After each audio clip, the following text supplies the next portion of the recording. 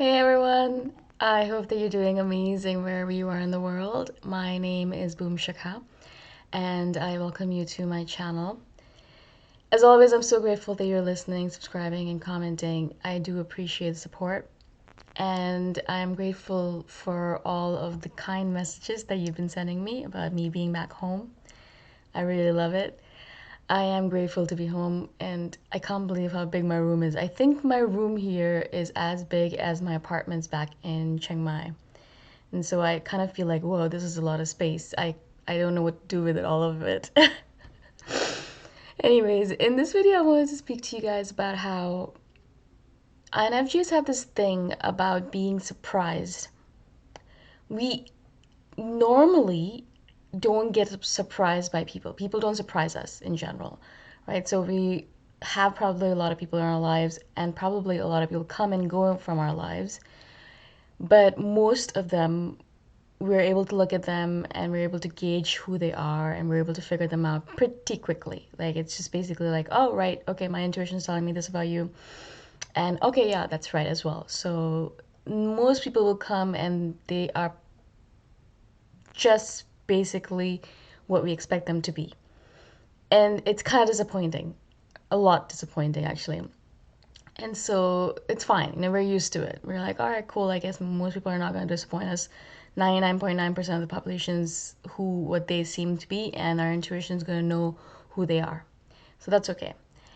But then sometimes, occasionally, rarely, sometimes, like it does happen that we do end up meeting someone who we look at and we have no idea who they are. They surprise us. We think that there's this, and then they end up doing something completely different.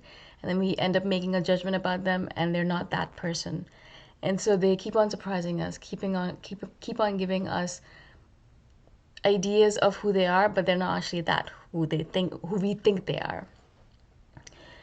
And so it's really fascinating to me because it's been a while since that's happened to me particularly. I don't know how about you guys. I'd love to hear from you if you have any people in your life who have surprised you.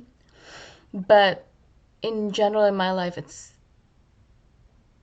hasn't happened in a while.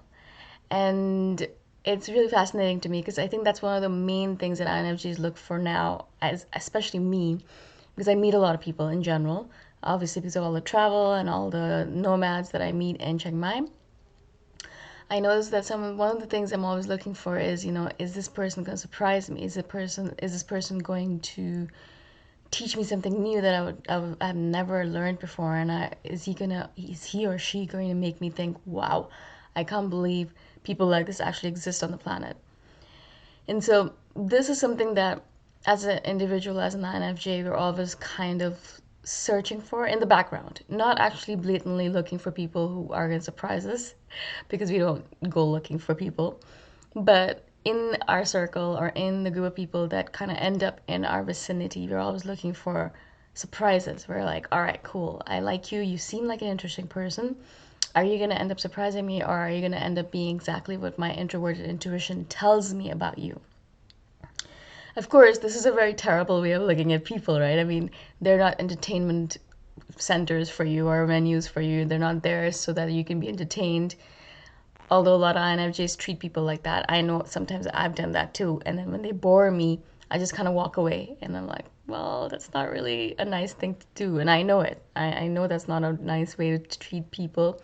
And I'm really trying not to be like that. I'm trying to make sure that I don't end up being that kind of person who, if I don't feel entertained by someone, that I leave. If I think that they're boring, then I just walk away. I know that's something that's pretty typical to INFJs, but again, I'm trying not to do that because, as I said, human beings are mysterious in their own ways. We don't need to be surprised by them to feel that they're mysterious, to be intrigued by them, to want to understand them better. Recently, an individual came into my life in Chiang Mai, and she's very typical of what people are like there. Very emotional, cries a lot, very high anxiety levels, very selfish, things like that.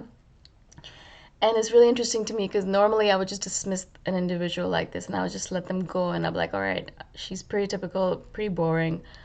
And so I'm not gonna hang out with her. But recently I've decided that, okay, let's try and look beneath the surface, and let's try and find something more interesting about this person. Let's try and make this person out to be more interesting than they are initially, because the interest or the boredom comes from within us, not from them. Because human beings are actually fascinating creatures in general, right?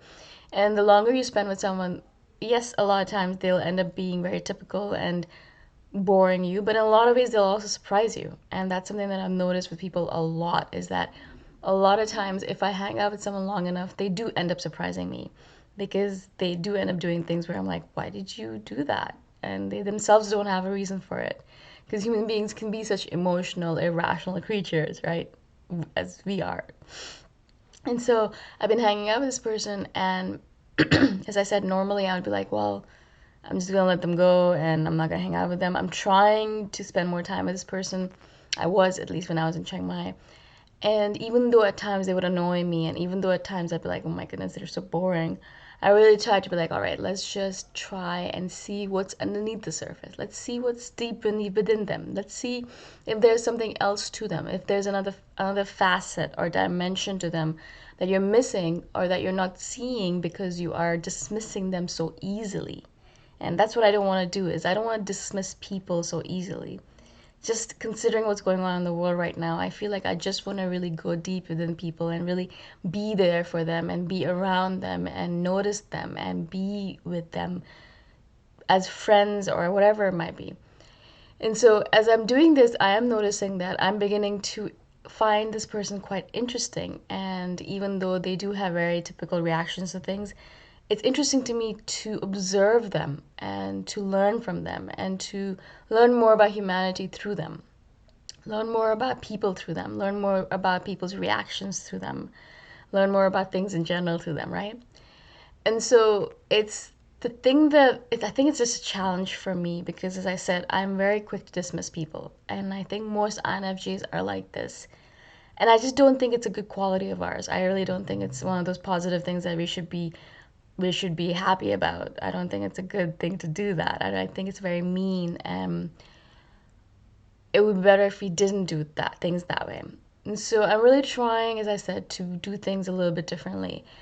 And I always notice for myself, at least, whenever I start falling into a pattern of doing things exactly the same way all the time, that I really notice that I want to change those patterns, because patterns are not good. You get into your comfort zone and you just do things the same way over and over again, and you yourself get boring. I myself find myself becoming stringent and restricted, and I don't want to be that. I want to be flexible in my reactions. I want to do things differently depending on the day, depending on the person.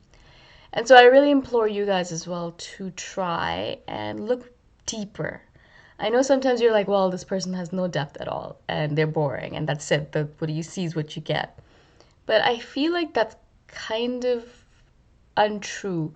And I think that's kind of on our part a little bit of laziness, because we're like, yeah, we've seen whatever we need to see and I don't need to see anymore. I'm done. But if we weren't lazy and we just tried to go a little bit deeper within the individual, I'm sure in all individuals we would find that depth that we're looking for, or a little bit of depth even, or a little bit of interest, or a little bit of surprise, that we think normally that we're not going to get. So I really do believe that that is possible, and I really want all of us to try that if possible. If you guys think that that's something that you want to try, or you have tried, or you have stories to share with us, please do share, because I'd love to hear from you. Again, thank you so much for listening. I just wanted to do a video about this because it's fascinating to me. I hope you find it as fascinating as I do. Again, thank you so much for all your support, and I shall see you guys the next time around in the next one. Bye for now.